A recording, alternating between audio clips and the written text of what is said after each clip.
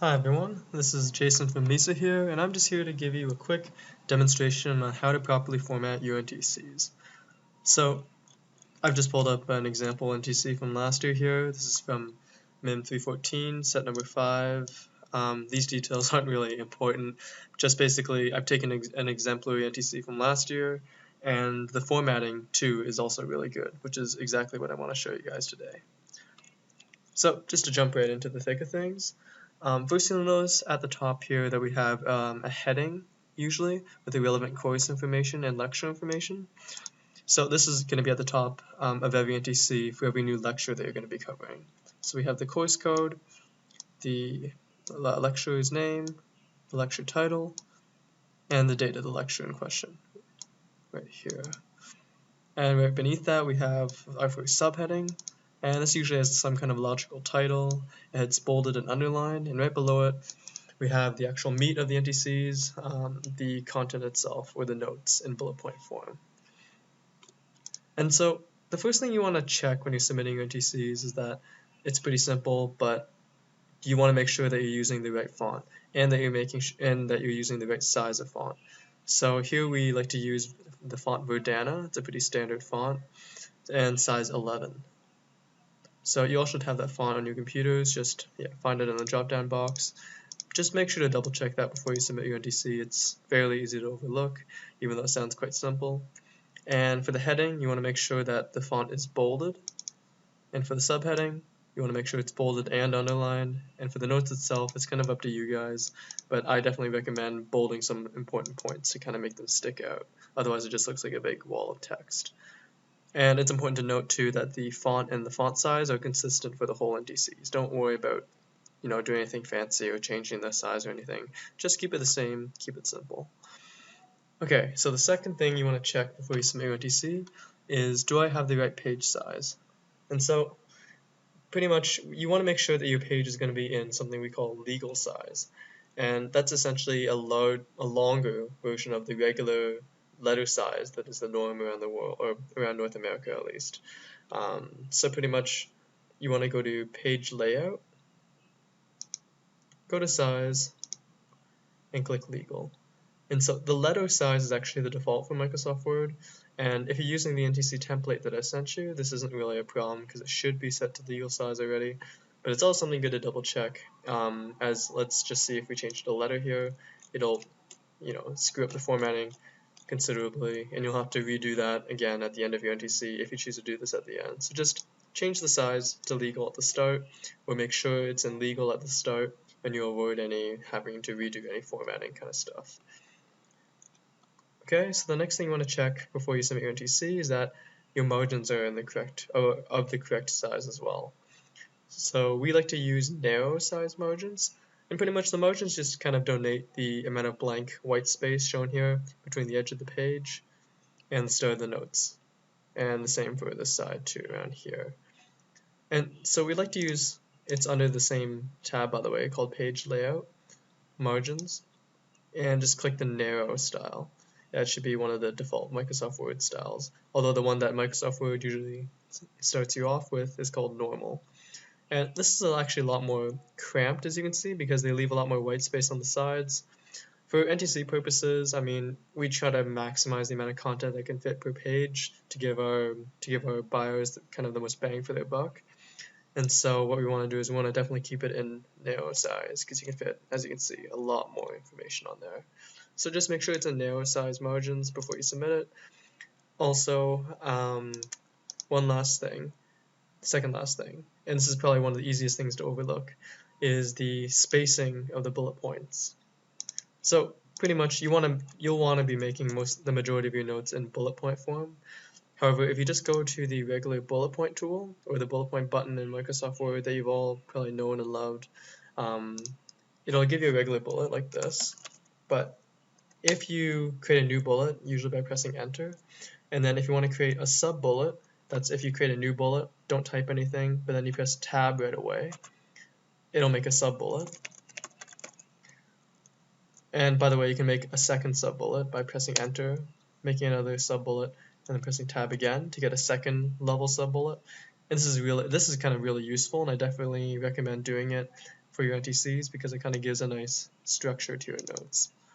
But the problem with using this default bullet point button in Microsoft Word is that the spacing between the two bullets here, it's a lot bigger than the spacing between the two bullet points here, and likewise for the second and third bullet points, this one and this one versus this one and this one. And so pretty much we want to minimize the spacing between the bullets. That's called the indent, because again we want to minimize the amount of space between them. That's kind of wasted here. No text can really go here. And so we want to bring these bullet points closer together, essentially, just to kind of maximize the amount of content we can put per page again. So the way we do this is that we kind of avoid this regular default Microsoft Word bullet point button, and instead we go to something called multi-level list. And so what you want to do is, if you're using the NTC template I sent you, this should be a lot easier.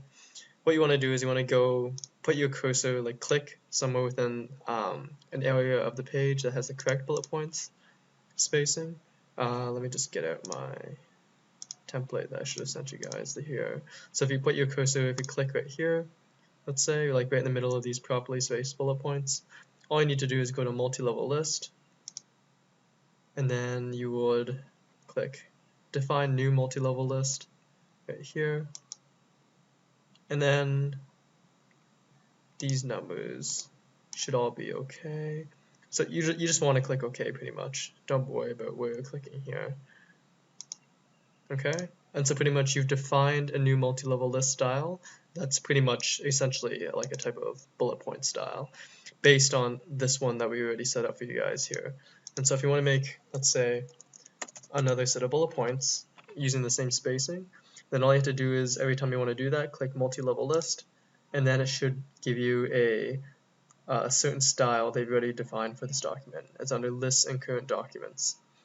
And so you click it, you get a bullet point, but then you press enter, then tab, and then you get, boom, sub-bullet point with the right indent. And then you can do the same again just to prove my point. It does the same for the third bullet point. And so basically, every time you want to make a bullet point list, just go to multi-level list, use that style that you've actually defined using the NTC template, and just make sure to stay away from this default bullet point button. And there's a way to actually kind of set your own bullet point spacing manually if you, for some reason, you don't want to use the NTC template provided. If you have any questions about that, you can just ask me and I'll give you the correct kind of spacing values to enter yourself. Okay, and just one last thing, going back to the example NTC, just one last thing to mention is that please put page numbers in the bottom right corner of every NTC. So the way you do that is pretty simple. You just go to insert. They were actually inserted here already, but this is the process you would need to do it if they weren't there already. You go to the insert tab, go to page number under the header and footer kind of box. Go to bottom of page, and we want our page numbers in the bottom right hand corner.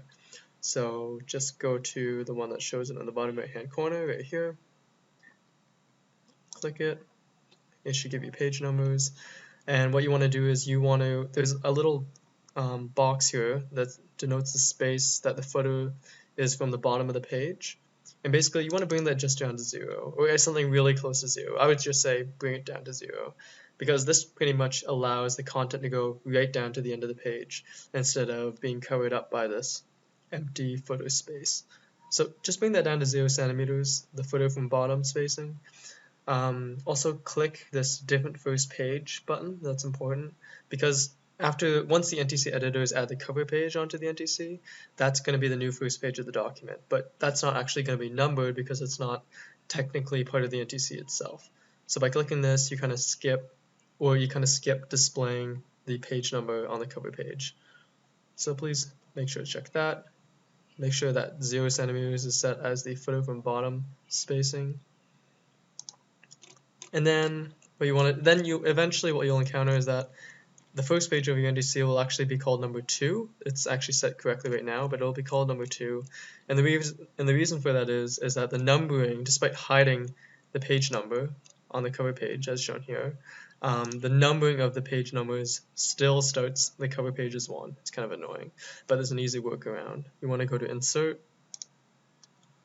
go to page number again, and then just go to Format Page Numbers. And then normally this will say start at 0 down on this bottom part here. Start at 1, which makes sense. But since our cover page, we don't really want to count it in the numbering scheme, we'll just say start at 0. It'll count the cover page as number 0, and it'll start counting at number 1 for the next page, which is the actual beginning of our NTC. So again, go to Insert, Page Number, Format, and then click Start At, and then set that number to 0. And that should give you the correct page numbers at the bottom right hand corner here, ideally. So that's about it. If you have any questions, please feel free to email me. My email is, I'll type it out here actually, misa.vp.academic@gmail.com. And so you can email me, you can stop by the MISA office if you have any questions. I hope this is helpful in some way, and thanks again for signing up to write. Happy writing, everyone. Thanks.